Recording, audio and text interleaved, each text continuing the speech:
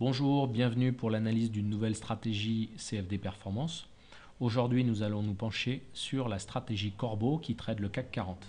Alors, cette stratégie travaille sur une unité de temps de 60 minutes, qui est assez inhabituelle pour nos stratégies, puisque la plupart travaillent sur l'unité de temps 15 minutes. Donc, celle-là fait partie un petit peu d'exception. L'idée, c'est toujours la même, c'est d'avoir une diversification de son portefeuille avec des stratégies qui se comportent de manière différente. Donc l'intérêt d'avoir des barres en 60 minutes est de filtrer plus de signaux. Pour commencer, comme d'habitude, on va passer en revue très rapidement l'évolution du CAC 40 sur les 10 années sur lesquelles nous allons étudier les performances de notre stratégie pour pouvoir comparer ce qui se passe à l'identique.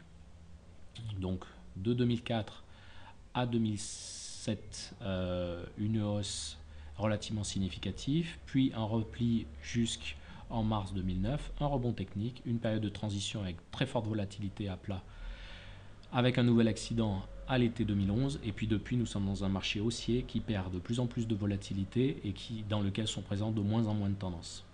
Maintenant regardons la courbe de performance de notre stratégie Corbeau. En plus d'être sur des barres de 60 minutes, c'est une stratégie qui ne s'exprime qu'à la hausse. Donc voilà un petit peu la courbe de performance depuis 10 ans. C'est une stratégie qui passe, comme on le voit sur le graphique, très peu de temps sur le marché, 6% du temps. Donc c'est le genre de stratégie que j'aime appeler quasiment gratuite, puisqu'elle monopolise tellement peu de capitaux sur le portefeuille qu'on peut les ajouter sans qu'il y ait d'impact significatif. En revanche, comme on peut le voir dans le Total Trade Analysis, ici c'est une stratégie avec un très fort taux de réussite et un average winning trade, les gains moyens qui est équivalent aux pertes moyennes. Ça veut dire, on le reconnaît maintenant avec l'habitude que vous avez de regarder les vidéos que j'ai publiées depuis quelques temps, c'est une stratégie de contre-tendance.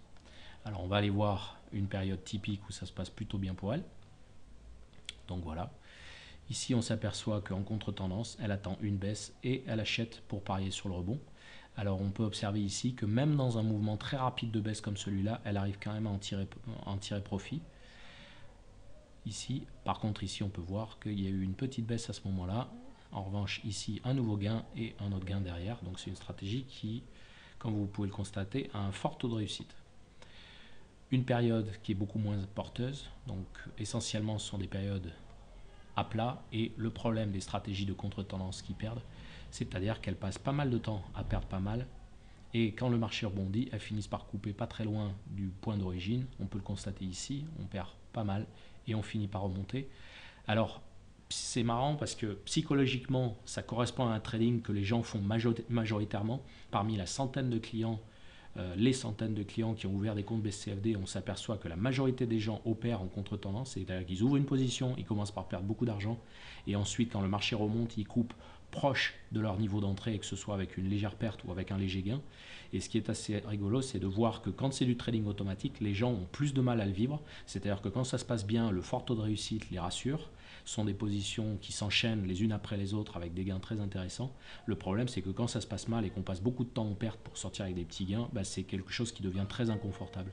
Donc j'ai toujours été surpris de constater que les gens font ça quand ils font du trading discrétionnaire, mais que quand c'est une machine qui le fait pour eux, ils ne le vivent pas bien. Donc ça, c'est vraiment quelque chose de particulier. On peut notamment le voir quand on va étudier ce qu'on appelle les trade series. Donc c'est le nombre de pertes statistiques, c'est le nombre de pertes consécutives et de gains consécutifs. Donc on s'aperçoit ici que dans la colonne Winning Trades, on a des gains consécutifs qui sont nombreux.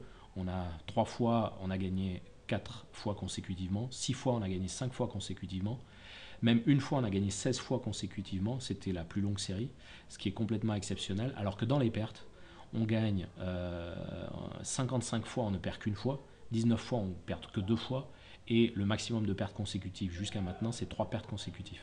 Donc ça, c'est des statistiques qui ressemblent de très près à ce que font les gens dans leur trading, mais qui pourtant, les gens ont plus de difficultés à vivre sur leur trading. Alors ça, c'est une stratégie qui ne peut pas être employée seule sur son compte, parce que comme elle passe que 6% du temps dans le marché, ce n'est pas suffisant pour que ce soit significatif.